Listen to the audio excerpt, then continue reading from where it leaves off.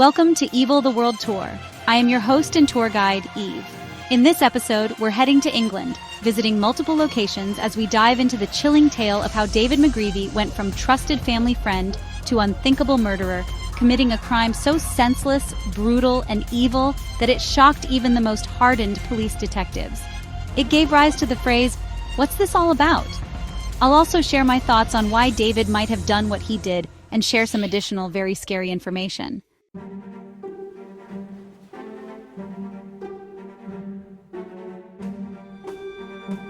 Our journey begins in Southport, a charming seaside town in northwest England.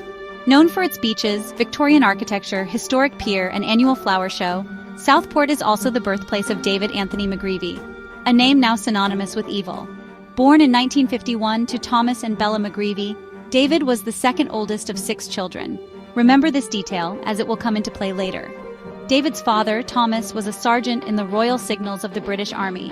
Because of this, the family moved frequently between army bases. David's education was inconsistent, shifting between schooling in England and Germany, forcing him to constantly adapt to new environments. Despite these challenges, his childhood was reportedly unremarkable. His mother, Bella, later recalled only one troubling incident. While living in Cardiff, David stole her shopping money to fund a solo trip to Liverpool.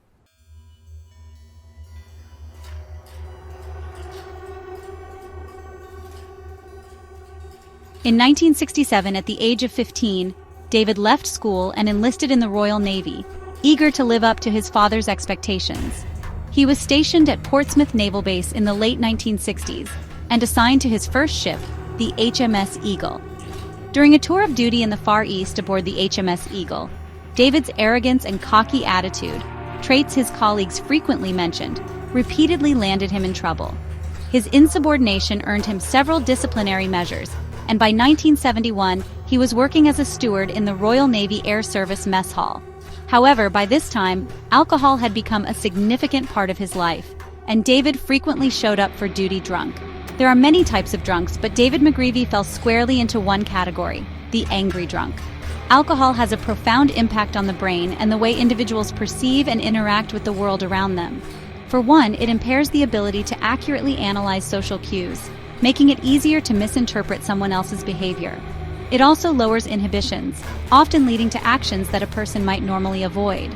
This is why some individuals earn the label of angry or aggressive drunks.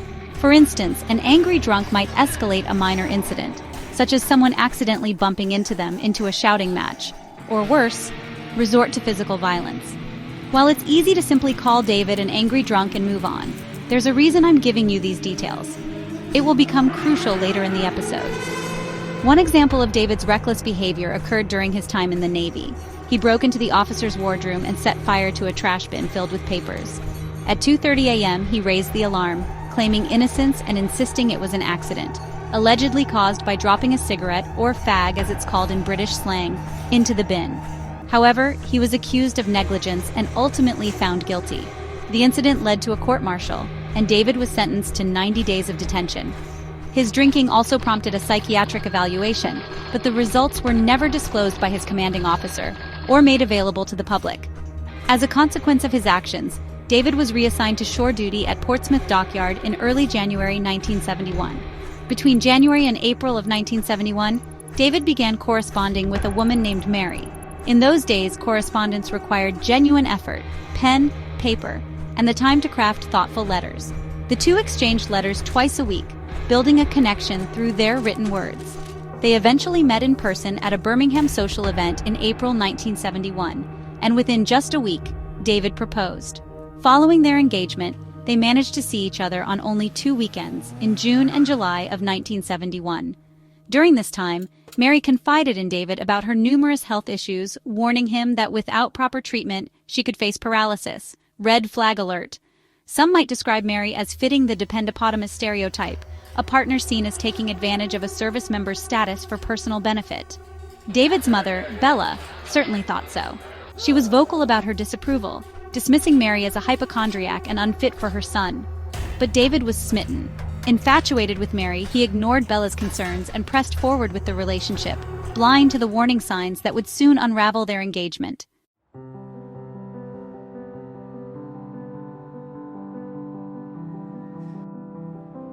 In August 1971, David was dismissed from the Navy in disgrace and returned to his parents' home in Worcestershire, carrying the weight of failure. He attempted to find work in several menial jobs, but his behavior while drunk repeatedly led to his dismissal. Despite these setbacks, David clung to plans for his future with his fiancée Mary and set a wedding date for Christmas 1971. He envisioned an extravagant celebration, determined to make it a grand event. However, Mary began to have second thoughts. Officially, she cited David's obsessive behavior as the reason for her hesitation, but it was clear that the loss of his military benefits played a significant role in her doubts. By New Year's Eve 1971, Mary had called off the engagement entirely, citing his increasingly erratic actions. David was left devastated. Living with his parents, unable to hold a job, and now abandoned by his fiancée, he sank into a deep depression. His parents, however, viewed his struggles as a sign of laziness rather than despair. By 1972, their patience had run out, and they ultimately forced David out of their home when he refused to make any effort to find work. Let's take a break from David and move on to our next destination. Eventually, our paths will cross again.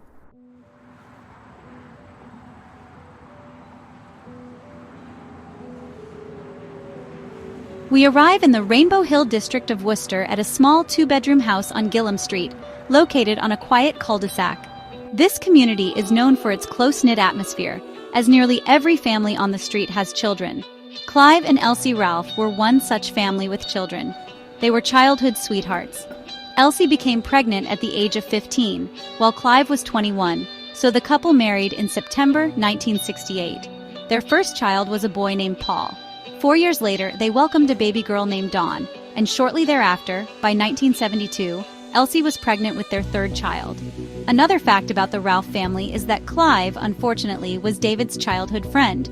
So, when David was kicked out of his parents' house, Clive and his very pregnant wife Elsie invited David to move in, a decision they would regret for the rest of their lives. Not long after David moved in, Elsie gave birth to her third child, Samantha, in September 1972.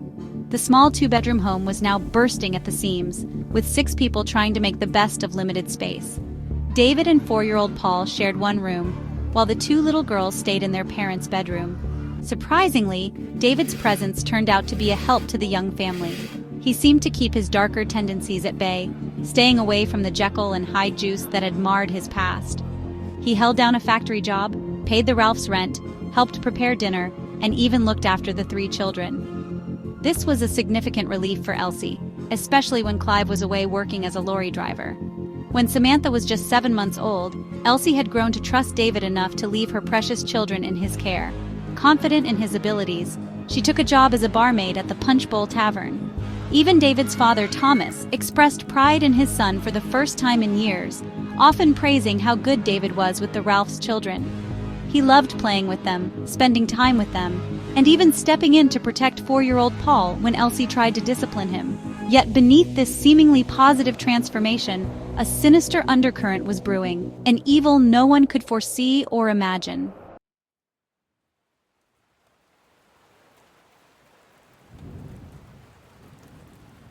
On the evening of Friday, April 13, 1973, 21-year-old David made a decision that would set a disastrous chain of events into motion. He met a friend at a pub he would have been better off avoiding, Bucks Hill in Worcester. David had been thriving recently, and it seemed his newfound success was linked to staying away from alcohol, as drinking had a history of bringing out the worst in him. That evening, however, old habits resurfaced. David and his friend played darts and consumed between 5 and 7 pints of alcohol. Things remained amicable until the alcohol, like a sinister Mr. Hyde potion, triggered a dramatic shift in David's personality. Tensions escalated. He fought with his friend, extinguished his cigarette in his friend's beer, and stormed out of the pub. Despite his erratic behavior, David was not entirely overpowered by the alcohol just yet. He managed to call Clive, asking for a ride home. Clive, perceiving David as stable enough, entrusted him with watching the children while he left to pick up Elsie from work, just 2 miles away.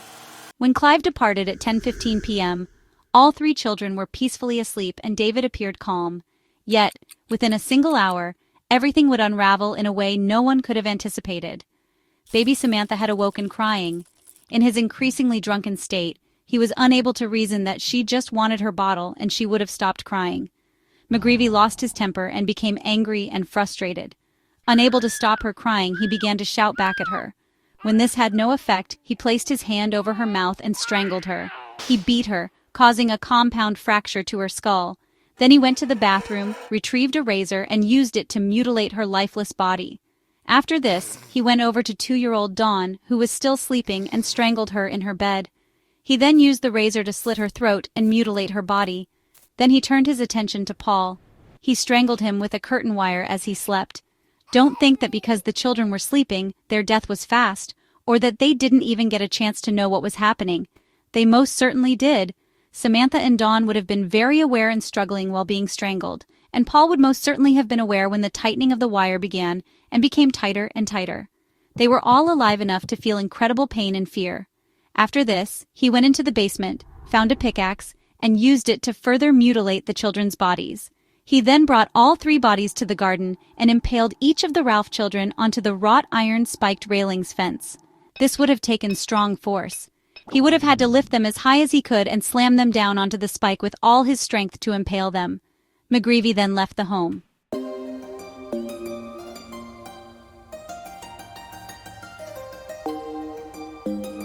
This is truly the definition of evil. The neighbors, alarmed by the unsettling silence and signs of distress, called the police. When officers arrived at the Ralphs' home, they found it empty. After speaking with the neighbors, they launched a search for the children. The area was cordoned off, and a police dog handler began inspecting the backyard. As he shone his flashlight along the fence, he was confronted with a nightmarish scene: the bodies of the Ralph children, brutally murdered and impaled on the fence. PC Bob Reese later recounted the horrifying moment, saying, "At first, I couldn't believe what I was seeing. During my police service, I'd seen dead bodies of all shapes and sizes, but never anything to compare with that. The crime scene sickened even the most seasoned officers. One was so overwhelmed by the gruesome sight that he vomited on the spot." Sometime after 11:15 p.m., Clive and Elsie Ralph returned home to find the police already there. They were immediately escorted to the station, where they were informed of the unimaginable tragedy. Their 3 children had been murdered. Initially, Clive and Elsie were considered suspects, but after questioning, detectives quickly turned their attention to the children's caretaker that night, David McGreavy, the family's lodger. Several hours after the horrific murders, at 3:50 a.m., police located David McGreavy wandering the streets of Lansdowne Road, not far from the Ralphs' home. When PC Elliott confronted him, McGreavy offered no resistance, simply asking, "What's this all about?" Initially, he denied any involvement in the crime, but within a few hours, he confessed to the brutal murders on Gillam Street. His chilling words were, "It was me, but it wasn't me," as he proceeded to describe the events in graphic detail. McGreavy explained to the police, "I put my hand over her, Samantha's mouth, and it went from there. It's all in the house. On Paul, I used a wire. I was going to bury him, but I couldn't. I went outside and put them on the fence. All I could hear was kids, kids, kids." His sole explanation for the atrocities was that the baby wouldn't stop crying. The police were at a loss to comprehend his actions, and while a psychiatric report suggested a possible sexual motive, those who knew him dismissed the idea, as McGreavy had never exhibited such tendencies before. At the time, rumors circulated in the press that McGreavy and Elsie Ralph were having an affair, but Elsie vehemently denied the claims. On April 16, 1973, McGreavy appeared at Worcester Magistrates Court, where he was formally charged with the 3 murders in a brief 10-minute session. He attended several remand hearings with legal counsel, and it was anticipated that the trial would reveal the motive behind his crimes. However, on June 28, 1973, McGreavy pleaded guilty to all 3 murders during a court appearance that lasted only 8 minutes. He offered no defense, no explanation, and no argument for diminished responsibility.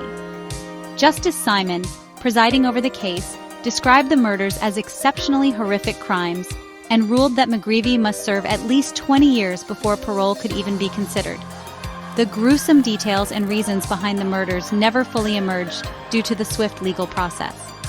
On July 30, 1973, McGreavy was sentenced to multiple life terms with a minimum of 20 years. The aftermath of the murders was devastating for the Ralph family. 6 months later, Elsie Ralph attempted suicide, struggling to cope with the unimaginable loss. Placed on sedatives by her doctor, Her marriage to Clive also fell apart, and he filed for divorce, unable to bear the emotional burden. The press dubbed McGreavy the Monster of Worcester, a name that stuck even though his identity faded from public memory due to the lack of a lengthy trial and media coverage.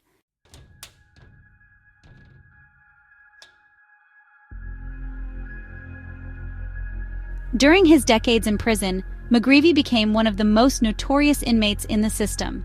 He challenged Ian Brady, the Moors murderer, to a fight and was subjected to numerous assaults by fellow prisoners. In 1975, he was seriously attacked, leading to his placement in protective custody for most of his time behind bars. The threats against his life persisted, and in 1991, his cell was defiled by another inmate, prompting further isolation. In 1994, McGreavy was briefly transferred to Lay Hill Prison, a Category D open facility, but the move was reversed after inmates learned his identity from media reports. He faced multiple attacks, including a serious assault in 1996. In 2006, he was relocated to an open prison and allowed to stay at a bail hostel in Liverpool as part of his parole process. However, after an anonymous tip to the press, McGreavy's location was exposed. Photos of him walking freely on the streets of Liverpool were splashed across front pages, prompting his recall to a closed prison for his safety. This led to a public outcry, including calls from Worcester MP Mike Foster to ban McGreavy from ever returning to the city. By 2009, McGreavy was undergoing his 7th parole review, during which his legal team requested an anonymity order. They argued that revealing his identity put his life at risk. The High Court granted the order, referring to him as Prisoner M, citing the Human Rights Act to justify protecting him. However, the Press Association and the Secretary of State for Justice opposed the decision, warning it could set a dangerous precedent. In May 2013, the anonymity order was lifted, with Mr. Justice Simon and Lord Justice Pitchford ruling that the public had a right to know about the potential release of a dangerous criminal. The decision reignited media coverage of the 40-year-old case. Despite his repeated parole applications and attempts to remain anonymous, McGreavy's failure to explain his motives or take full accountability likely cemented his place behind bars.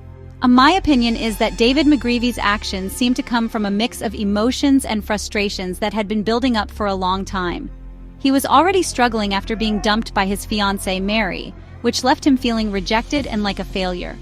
He never really got over it, and it added to the weight he was already carrying in his life. When he moved in with the Ralph family, it might have felt like a fresh start, but instead, it probably added to his stress. He wasn't just a lodger. He was paying their rent, helping with meals, and babysitting the kids. Over time, he may have felt like he was being taken advantage of, doing way more than he expected without much appreciation in return.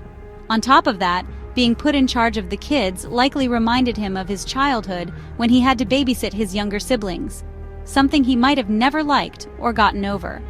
On the night of the murders, alcohol made everything worse. McGreavy was known to drink heavily, and when he drank, his temper got out of control.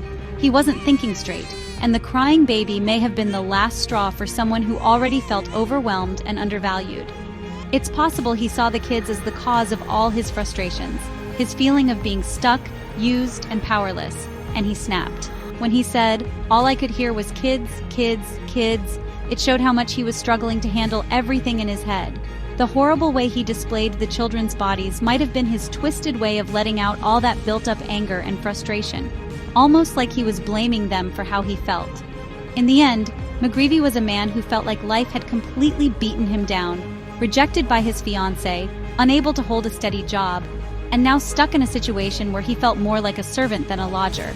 Add alcohol to that mix, and it becomes a disaster waiting to happen. His crimes were senseless and horrific, but they seem to have come from a place of anger, resentment, and a complete loss of control. The additional information I have to tell you is very scary.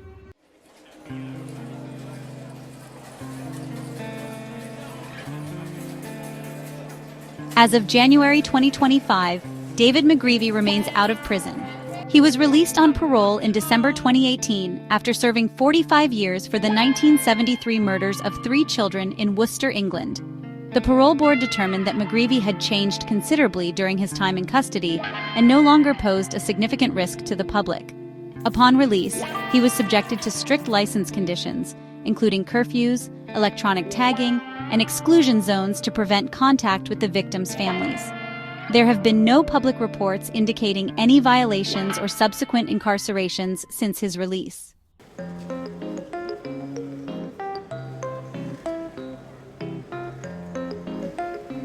Thank you for joining me on this dark journey into the story of David McGreavy, the monster of Worcester. The scars left by his crimes will never fade, and the unanswered questions surrounding his motives linger to this day. Join me next time as we uncover more tales from the shadows on Evil the World Tour. Have a good evening.